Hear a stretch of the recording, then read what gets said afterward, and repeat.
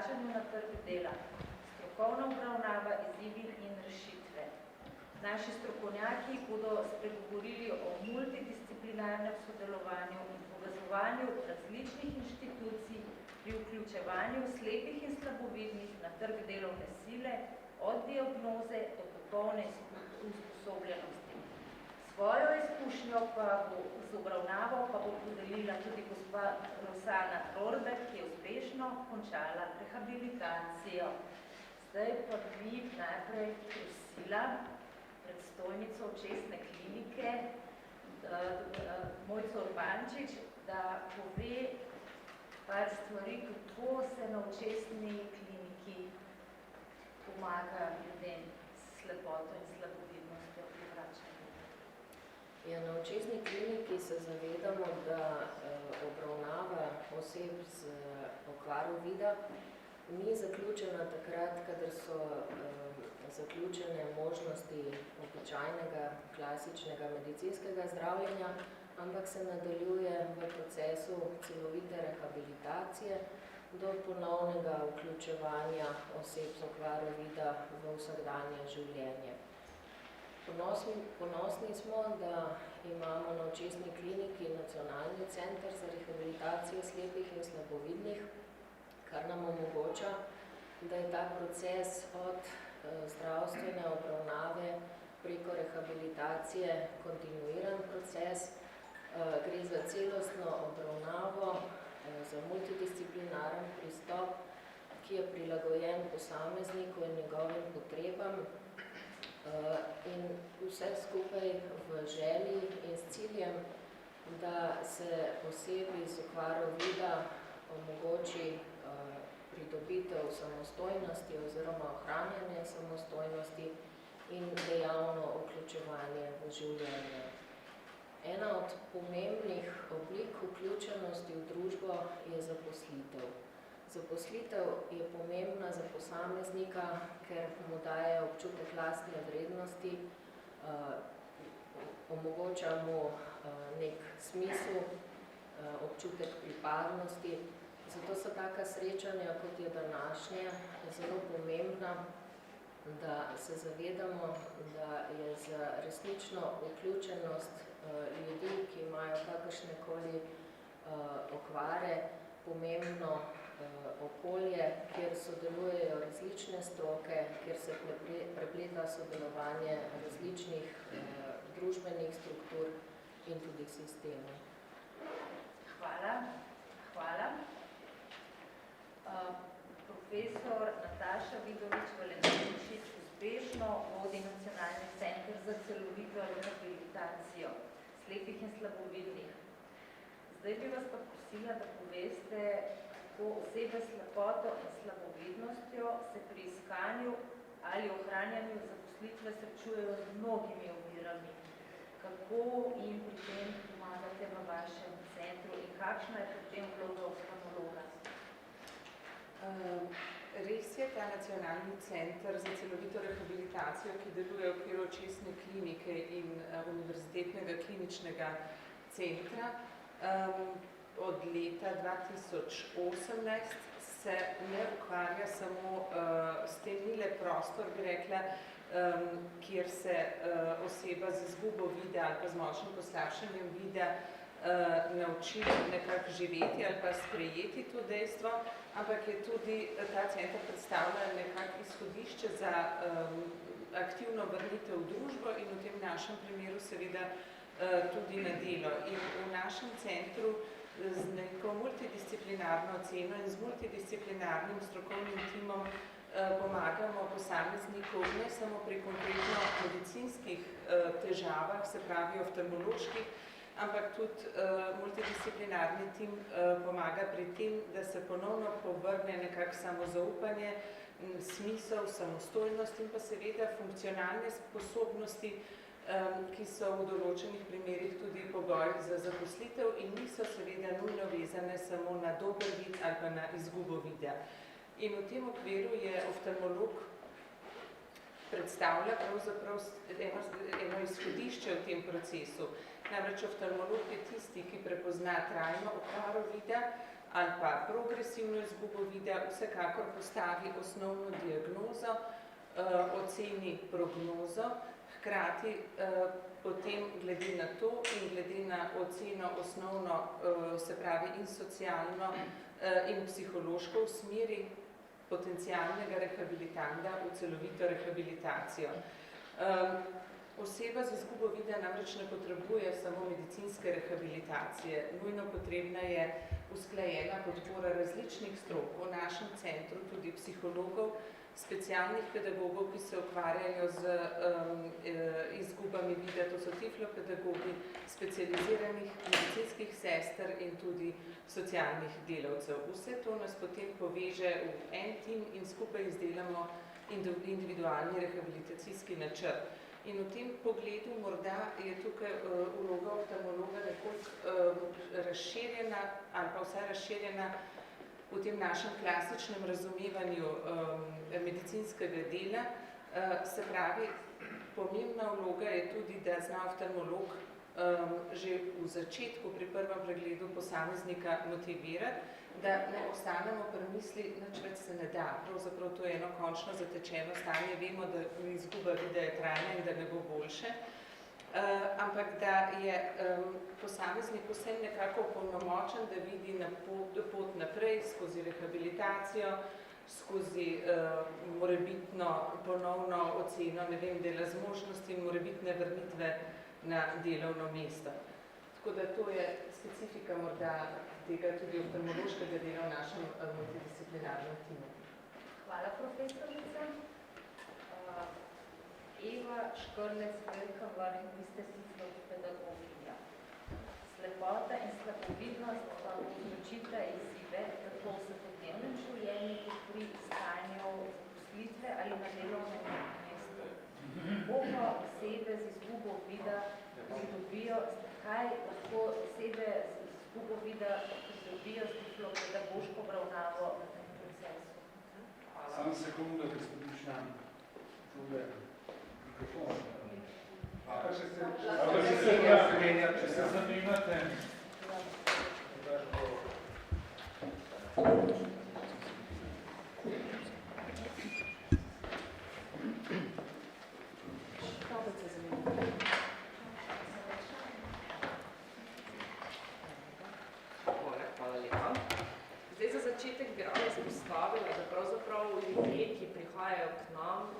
seboj zelo različni na različnih področjih. Od tega, kdaj so izgubili vid, kolikšna je ta izguba, kako izkoriščajo te ostanke vida, katere spretnosti znanja že imajo, da nadomeščajo to izgubo vida, seveda pa prihajajo tudi z različnimi pričakovanji in pa različnimi stališči do tega, ali zmorejo se vključiti na trg dela oziroma se vrniti na neko delovno mesto, na katerem so bili.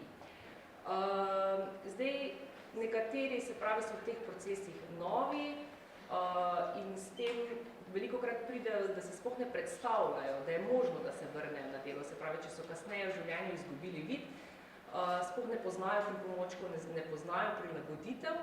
Potem imamo na drugi strani posameznike, ki so mogoče od rojstva, imajo težave z vidom in pravzaprav so že v veliki meri opremljeni, pa zaradi različnih razlogov, kot je lahko na primer poslabšanje izgube vida, potrebujejo neke dodatne prilagoditve, pripomočke, strategije, s katerimi ohranjajo neko učinkovitost na delovnem mestu ali pa manj neke utrujenosti, ki jo ta kombinacija povzroča. Tako da prva naloga tiflopedagoga je, da pravzaprav s posameznikom opravi tiflopedagoško oceno, ki je sestavljena iz dveh delov. Na eni strani preko ocene njegovega vizualnega funkcioniranja, tega, kako uporablja ostanke vida, če jih ima, oziroma kako uporablja ostala čutila, pravzaprav probamo izluščiti neke pogoje, v katerih bo najboljše deloval, kakšna bo ta osvetlitev, kakšne pripomočke bo potreboval, ali bo koristi, ne vem, prenosna elektronska lupa. V drugem delu pa gledamo malo širše, ne samo z vidika delovnega mesta, se pravi, kako je pravzaprav samostojen po določenih področjih, a bo zmogel samostojnega gibanja do nekega kraja dela, pravzaprav koliko ima nekih socialnih spretnosti, samozagovorništva, da bo znal pojasniti svoje potrebe, na primer delodajalcu in tako naprej. In nekakšen končni rezultat te ocene so na eni strani neke obravnave, treningi, kjer poskušamo neke primanjkljaje, če jih zaznamo, pač odpraviti, in pa seveda izdelava tiflopedagoškega poročila. Zdaj, to poročilo ni samo sebi namen, v prvi vrsti je namenjeno našemu rehabilitandu, se pravi, da ima pri sebi nek zapis pripomočkov, prilagoditev, ki jih potrebuje, zato da bo lahko učinkovito deloval v svojem svetu. Na drugi strani se pa je izkazalo, da je pravzaprav tudi zelo dobrodošlo poročilo za vse ostale deležnike v tem procesu, od odločevalcev, članov invalidskih komisij, v procesih zaposlitvene, poklicne rehabilitacije, medicine dela in tako dalje. Kot ena izjemno pomembna vloga tiflopedagoga v našem centru je seveda nenehno povezovanje z notranjimi člani tima, tako s psihologi, socialnimi delavci, oftalmologi. Zgolj mogoče kot za primer, pomembno je, da z oftalmologom prediskutiramo o prognozi bolezni, ker to za tiflopedagoga pomeni, da bo posameznika začel učiti ne mogoče samo uporabe povečave na računalniku, ampak gledamo par let naprej, ali bo morda potreboval pretvorbo v zvok, da bo lahko učinkovito ohranjal te veščine, samostojne rabe, neke tehnologije. Za zaključek bi pa mogoče še dodala, da pravzaprav mislim, da vsi, ki smo danes tukaj zbrani, ne samo Nacionalni center za celovito rehabilitacijo, da pravzaprav stremimo k cilju, da bi bile v prvi vrsti osebe s slepoto in slabovidnostjo informirane o tem, da obstajajo možnosti rehabilitacije, v mojem primeru tudi tiflopedagoških obravnav, kjer lahko dobijo te spretnosti znanja, da ohranjajo zaposlitev, da so samostojni v življenju, da lahko pridejo samostojno do službe in tam uporabljajo vse pripomočke, ki jih potrebujejo. Hkrati pa seveda moramo poskrbeti, da so tako v možnostih celovite kot poklicne zaposlitvene rehabilitacije seznanjeni tudi drugi deležniki, s katerimi se naši rehabilitanti srečujejo v teh postopkih, od družinskih, osebnih zdravnikov, specialistov medicine dela, očesnih zdravnikov po Sloveniji in tako naprej, predvsem z namenom, da posameznik ve in da tudi mi izkoristimo vse možnosti in priložnosti, preden sploh razmišljamo o tem, da oseba ne bi mogla opravljati nekega dela ali pa o neki invalidski upokojitvi. Hvala. Delo oziroma zaposlitev pomembno vpliva na človekovo samopodobo, pa samozavest. Klinično psihologinjo Uršo Hruznik prosim, da pove, kakšna je povezava med zaposlitvenim statusom in duševnim zdravjem posameznika. Hvala.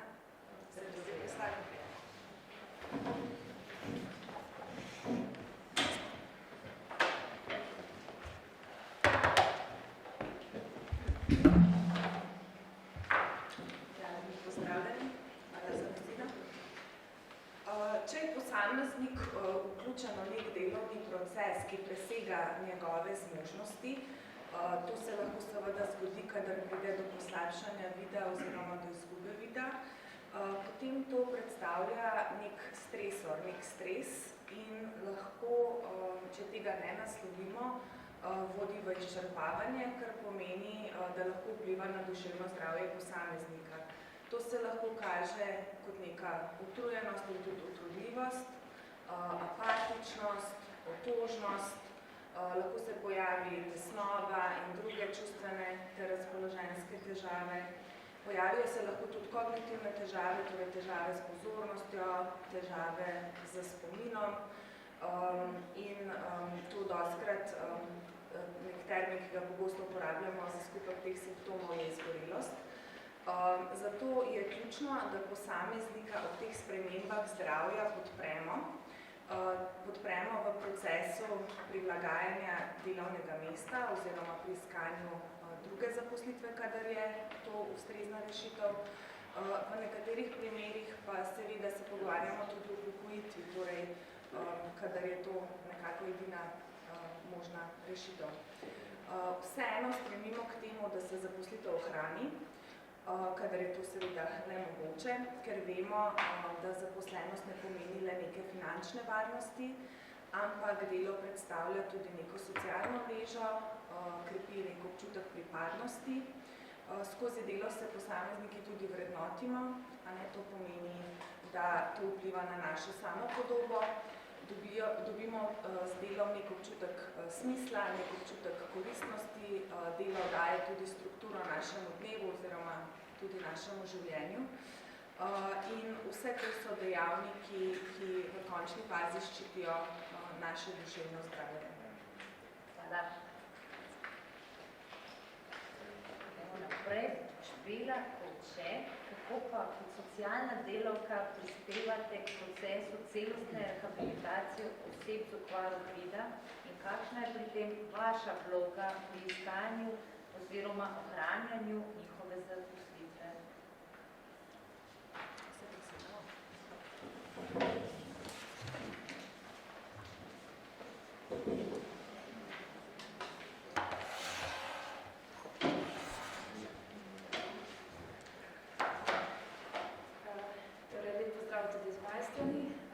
Kot socialna delavka pri vsakem rehabilitantu pristopam individualno, saj se posamezniki v proces rehabilitacije vključujejo torej z različnimi starosti, z različnimi delovnimi izkušnjami in pa seveda z različnimi doseženimi izobrazbami. Sami primeri se torej lahko med seboj zelo razlikujejo. Lahko je pred nami recimo oseba, ki zaradi težav z vidom še nikoli ni bila zaposlena, čeprav ustreza vsem zaposlitvenim pogojem. Lahko je to oseba, ki je zaradi težav z vidom izgubila zaposlitev ali pa bila primorana v bistvu na dolgotrajni bolniški stalež, ali pa so to osebe, ki so morda že v nekih procesih zaposlitvene ali poklicne rehabilitacije pri ostalih institucijah, ki prav tako delujejo na področju zaposlovanja. Lahko je to oseba, ki je že v procesu ocene dela zmožnosti preko invalidske komisije SPIS. Na vse zadnje pa je lahko tudi oseba, ki je že invalidsko upokojena, kljub relativno nizki starosti. Zdaj, ključna vloga socialne delavke pri iskanju oziroma ohranjanju zaposlitve je nekako vsakodnevno raziskovanje obstoječih možnosti na področju zaposlovanja. Prav tako je zelo pomembno povezovanje z zunanjimi institucijami, ki delujejo na področju zaposlovanja oseb z različnimi invalidnostmi. To so recimo URI Soča, Zavod za zaposlovanje, Zavod za pokojninsko in invalidsko zavarovanje in podobni. Na vse zadnje pa je razrednega pomena tudi to notranje sodelovanje z ožjim timom MCCRSS, torej z oftalmologom, medicinsko sestro, psihologom in pa tiflopedagogom. Končni uspeh je pogosto povezan z motivacijo posameznika, da ohrani oziroma poišče službo, zato je ravno to motiviranje, opolnomočenje posameznikov in pa seveda neka pravočasna intervencija, eno izmed osrednjih vodil mojega dela. Hvala lepa. Dr. Andreja Margan, vi ste vodja Centra za medicino dela in prometa. Kakšne pa so možnosti za vključitev služb medicine dela v rehabilitacijo bolnikov z očesnimi težavami? Torej, večina raziskav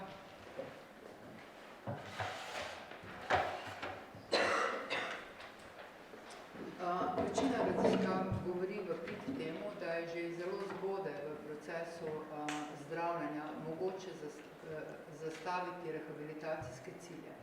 Danes smo že večkrat slišali, da je zelo pomembno pri tem motivacija posameznika, torej obolelega, in ko se pogovarjamo o tem, da se ta posameznik vrne na delovno mesto, je zelo pomembno, kako on samo ocenjuje, torej kako vidi sebe v tem procesu vračanja na delovno mesto.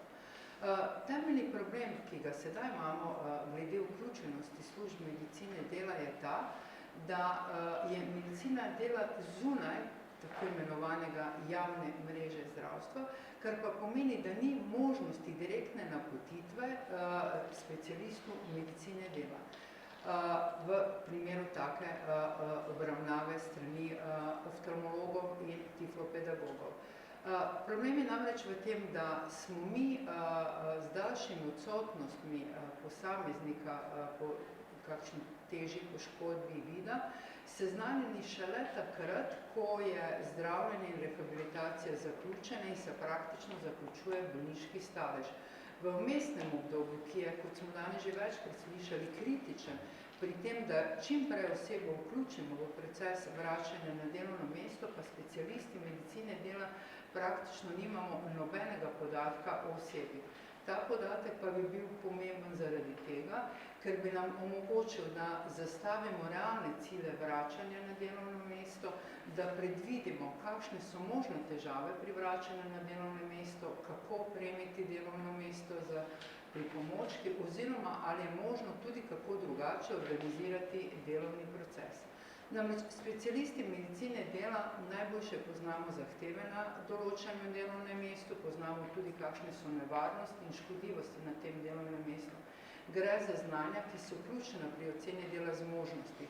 Ta je pa še toliko bolj pomembna, ko se pogovarjamo o dela zmožnosti ranljivih oseb, kar slabovidnih in slepe osebe zagotovo so. Da bi bila boljša vključenost specialistov medicine dela v ta sistem, bi bilo torej nujno, da se nas čim prej povabi pri tem procesu načrtovanja celostne rehabilitacije, ker kot smo danes slišali poudarek prav na tej celostni rehabilitaciji, ki ne vključuje samo rehabilitacijo vidnih funkcij do tiste mere, ki je še zmožna, ampak celovitega funkcioniranja posameznika.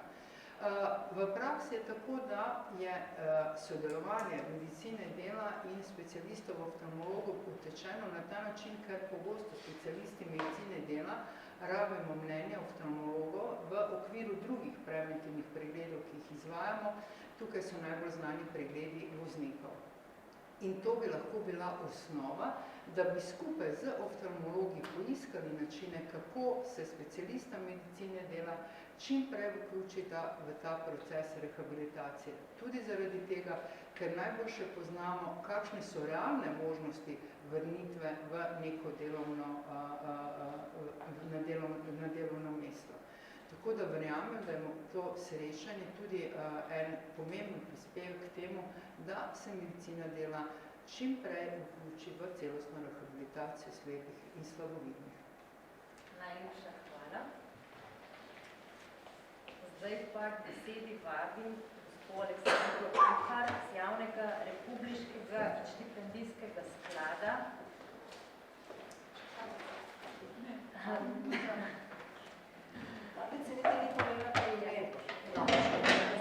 Ja, da pove, kakšne spodbude imajo delodajalci pri zaposlovanju invalidov, pa kako to nadzirate? Lepo pozdravljeni. Ja, tako kot nekako je še v vrstni red v bistvu vse, ki so vam danes nekaj povedali, tudi sklad pride nekako na koncu. Namreč leta 2006 se je začel izvajati zakon o zaposlitveni rehabilitaciji in spodbujanju zaposlovanja invalidov, ki je vzpostavil kvotni sistem, ki dejansko definira določeno število invalidov, ki jih delodajalci, ki so zavezanci za kvoto, morajo zaposliti, v nasprotnem pa plačajo prispevek zaradi izpolnjevanja kvote in iz tega prispevka izvajanje v tem delu sklad nadzira, se nabirajo sredstva, ki so jih lahko delodajalci deležni oziroma se delodajalcem podeljujejo z različne vzpodbude. In se nam zdi zelo prav, da poleg tega, da delodajalci slišijo, katerih vzpodbud so lahko deležni v primeru zaposlitve invalida, to slišijo tudi invalidi, ki so v fazi iskanja ali pač mora biti zamenjave zaposlitve, tako da so opolnomočeni, da vedo v bistvu, kako država pomaga delodajalcem, ki invalide zaposlijo. Dve osnovni vzpodbudi sta nagrada za preseganje kvote, oprostitev plačila prispevkov, pripada delodajalcem, ki zaposlijo več invalidov, kot bi jih sicer mogli zaposliti. Nagrada znaša 20% minimalne plače za vse invalide nad kvoto, oprostitev plačila prispevkov. Za invalide nad kvoto pomeni oprostitev plačila obveznega dela prispevku za pokojninsko in invalidsko zavarovanje. In pri teh dveh vzpodbudah je pogoj samo, da gre za invalida, da dela najmanj 20 ur tedensko in da njegove invalidnosti posledice poškodbe pri delu ali poklicne bolezni pri tem delodajalcu. V luči današnjega srečanja se nam bolj pomembne zdijo vzpodbude, ki so, rečemo, nekako individualizirane in namreč so odvisne od zdravstvenega stanja in potreb delavca invalida. Tu govorimo o subvenciji plače, ko pripada delodajalcu, v primeru, da invalid zaradi svoje invalidnosti ne more doseči pričakovanih delovnih rezultatov. Preko skupine strokovnjakov, pozneje se nam bodo pridružili tudi iz Soča, to so izvajalci zaposlitvene rehabilitacije, ki dejansko ocenijo, v kakšnem odstotku invalid ne dosega delovnih rezultatov in predlagajo odstotek subvencije plače, ki pripada delodajalcu, ki te invalide zaposli. Poleg tega imamo prilagoditev delovnega mesta, pomeni v bistvu plačilo stroškov prilagoditev delovnega mesta, ki je potrebna zaradi spet specifik zdravstvenega stanja invalida in samega delovnega okolja, tako da sklad financira potrebne prilagoditve in hkrati zadnje vzpodbude je plačilo stroškov podpornih storitev, torej v primeru, da invalid zaradi svoje invalidnosti potrebuje na delovnem mestu neke podporne storitve, jih sklad financira. Zdaj, pogoji so natančno razdeljeni in napisani v zakonu na naših spletnih straneh, niti niso mogoče tema današnjega pogovora v podrobnosti, ampak sklad se dejansko pridruži tem zgodbam, ki jih je spisalo življenje, ki jih živijo invalidi, ki jih živi vsa strokovna okolje, ki mu pomaga in tudi delodajalec, ki ga zaposli. In vse vzpodbude, o katerih sem govorila, pripadajo invalidu tudi v primeru samozaposlitve. Tako da dejansko sklad na ta način pomaga, da se ta pot zaposlitve realizira in ohrani. Najlepša hvala, gospod Kuhar.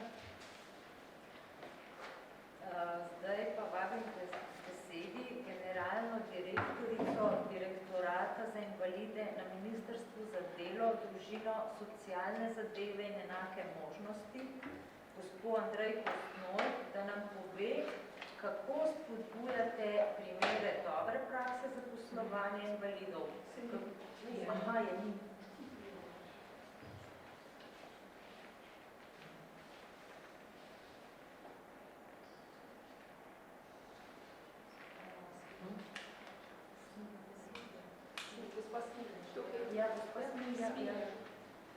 Gospa Smilja pa nam bo povedala socialna delavka iz URI Soča, Centra za poklicno rehabilitacijo,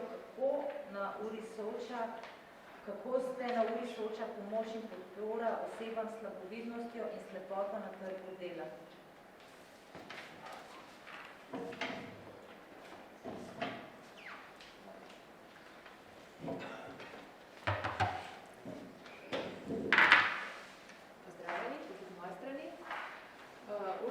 Center za poklicno rehabilitacijo v Ljubljani v grobem pomaga osebam s slepoto in slabovidnostjo na treh vidikih, na treh ravneh. In sicer kot prvo izvajamo poklicno rehabilitacijo, to je za osebe s slepoto in slabovidnostjo, ki so zaposlene, ki delajo, pa se jim v življenju mogoče zdravstveno stanje spremeni, poslabša in pridejo k nam, kako potem nadaljevati z delom ali zamenjati zaposlitev ali delovno mesto. In pri nas v Centru za poklicno rehabilitacijo so deležni strokovne pomoči strani multidisciplinarnega tima, ki jim zavzeto pomaga in sicer pomaga jim glede svetovanja pravic iz naslova invalidnosti, glede nasveta pripomočkov, prilagoditev delovnega mesta, predvsem pa nudi tudi oporo in opolnomočenje, da se oseba lahko vrne čim bolj suvereno nazaj na delovno mesto. V drugem sklopu sodelujemo v projektu Prehod mladih s posebnimi potrebami na trg dela, kjer se lahko že mladi od 15. leta pa do 26. leta vključujejo k nam in jim pomagamo, da so, ko bo čas, ko bodo izobrazbo zaključili, bolj pripravljeni na trg dela, da bo potem manj stiske in da jih mogoče neka težava, ki se lahko zgodi v sklopu prakse, pripravništva, ne vzame poguma in nadaljujejo naprej. Največ pa osebe s slepoto in slabovidnostjo se k nam vključujejo v največjem številu v sklopu storitev zaposlitvene rehabilitacije. URI Soča ima koncesijo za izvajanje storitev zaposlitvene rehabilitacije za področje celotne Slovenije za osebe s slepoto in slabovidnostjo. In sicer imamo zelo zavzet strokovni tim, mobilni tim in pridemo v vsak kraj kjer pač oseba s slabovidnostjo in slepoto to potrebuje, k delodajalcu na dom, da lahko nudimo čim več informacij, nasvetov in prilagoditev delovnega mesta. Zaposlitvena rehabilitacija je zelo kompleksen in lahko tudi dolgotrajen proces.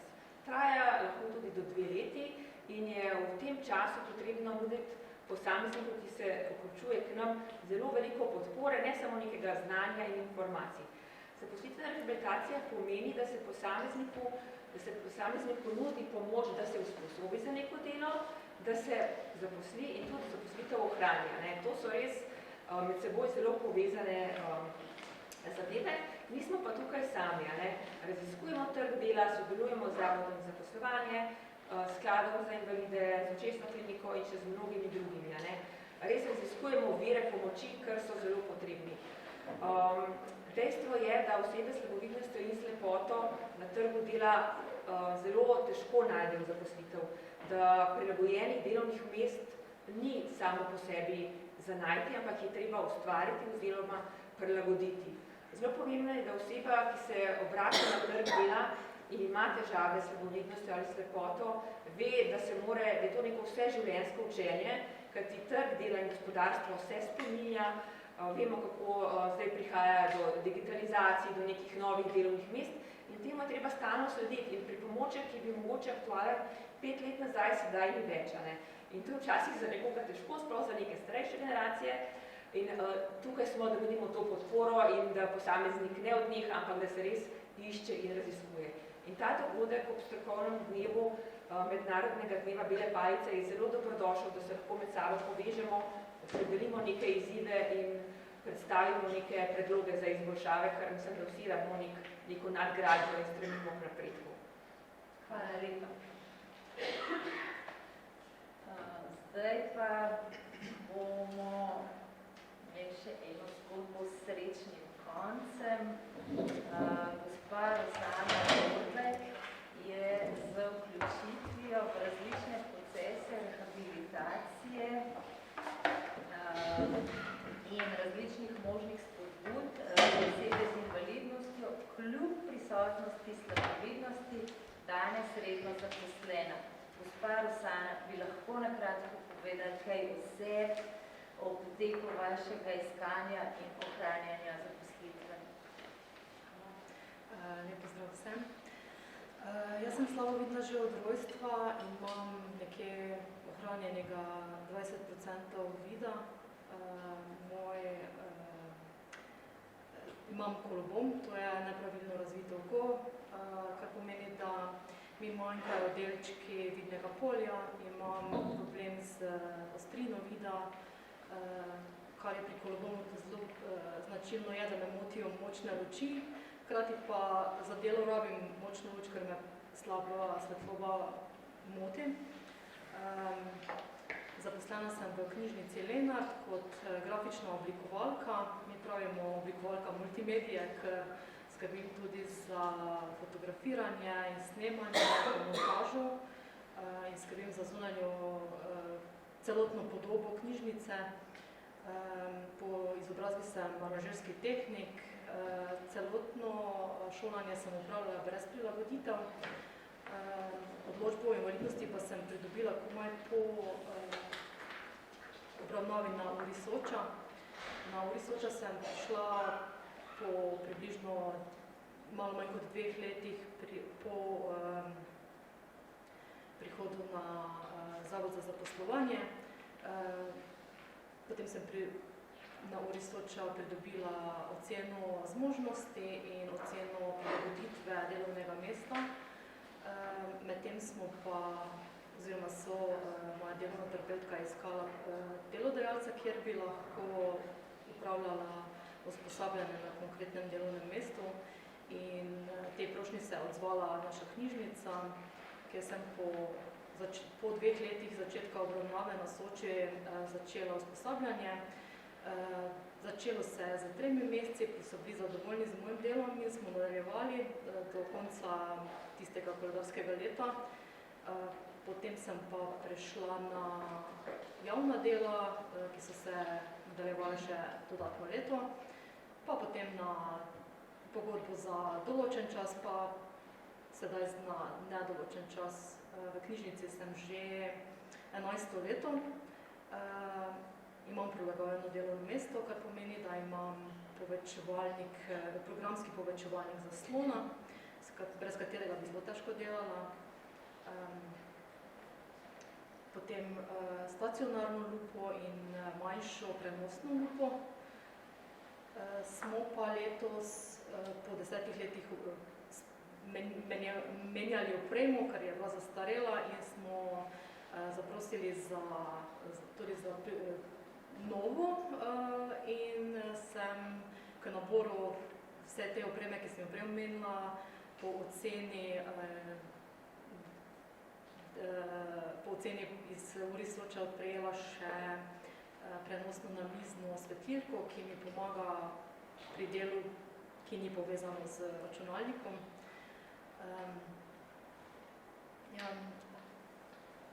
Mislim, da bi na tem mestu pohvalila delo Nacionalnega centra za celostno rehabilitacijo slepih in slabovidnih in hkrati tudi Soče, ker nas ne samo v zasebnem življenju opolnomoči, ampak tudi nam zelo pomaga pri prihodu na trg dela.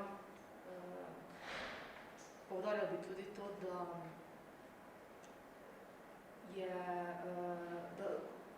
po zaključku obravnave stvar ni zaključena, so nam še vseeno na voljo za kakršnokoli vprašanje in njihovo delo bi zelo pohvalila. Celotni tim je zelo strokovni in zelo fajn. Hvala, gospod Rozdana. Jaz vam zelo še eno vprašanje. Kaj vam pomeni, da imate službo? Ogromno. To je samostojnost, predvsem.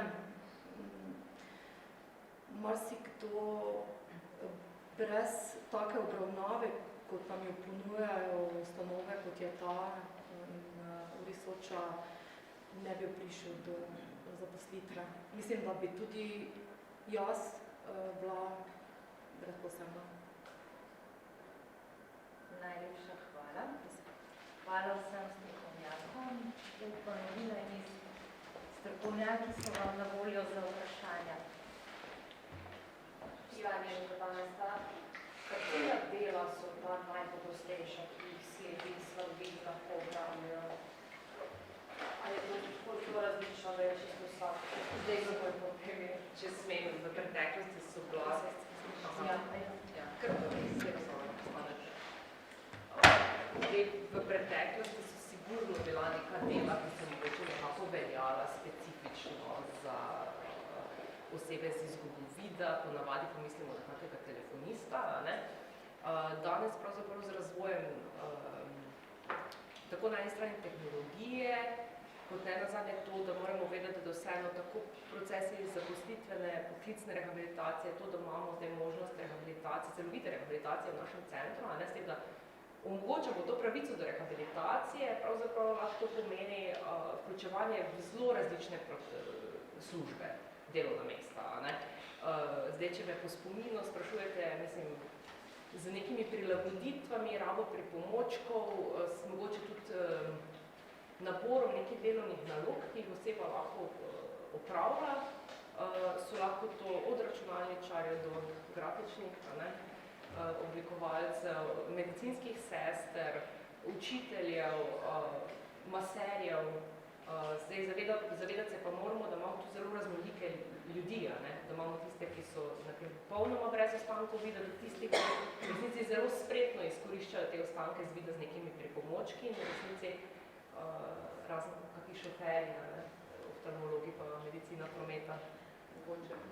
Mogoče, če se še tukaj vključim v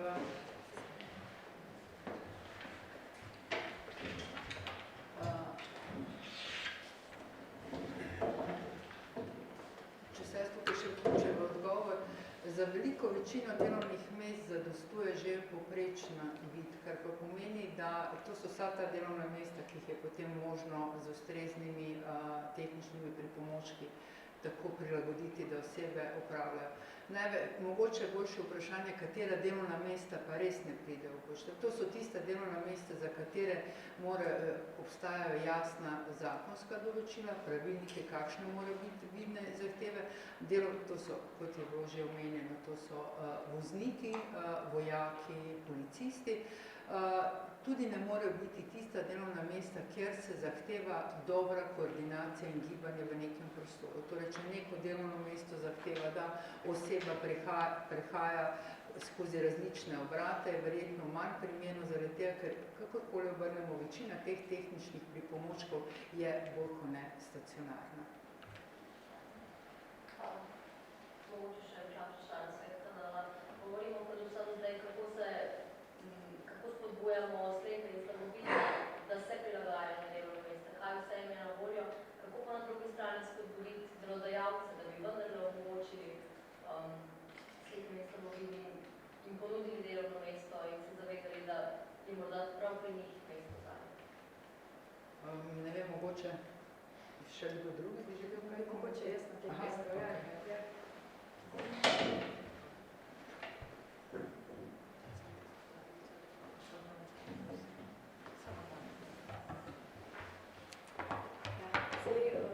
V okviru našega dela se povezujemo tudi pogosto-krat z delodajalci, tako trenutnimi kot mogoče potencialnimi.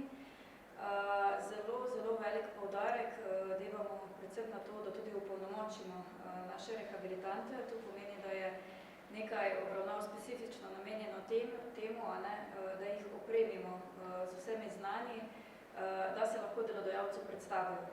Torej z vsemi spodbudami, kot jih je že prej gospa omenila, torej da zna delodajalcu povedati, katere vse so tiste ugodnosti in spodbude, ki jih lahko uveljavlja tako delodajalec in hkrati prinašajo neke ugodnosti tudi za zaposlenega.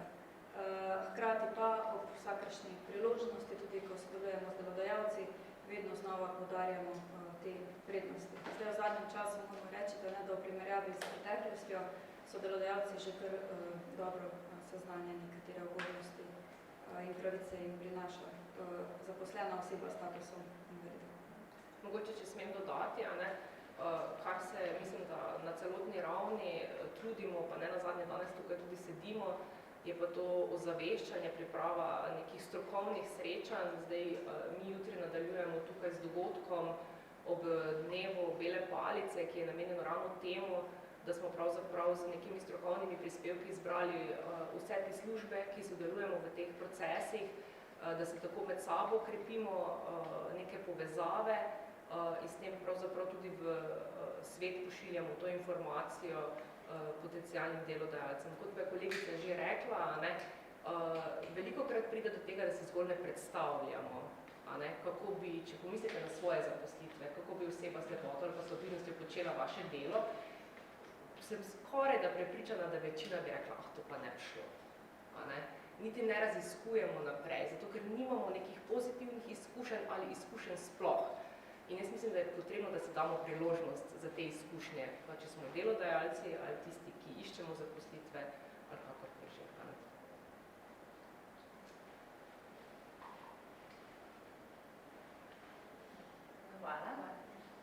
Hvala vsem. Če sem tukaj ujela, mislim, da od gospe iz štipendijskega sklada ime ni bilo pravilno mogoče, ali bo sporočilo za javnost, da bomo vsi pravilno naslovljeni. Pardon, javno štipendijski, razvojni, invalidski in preživljenjski sklad. Že je za to dobro bilo povedano.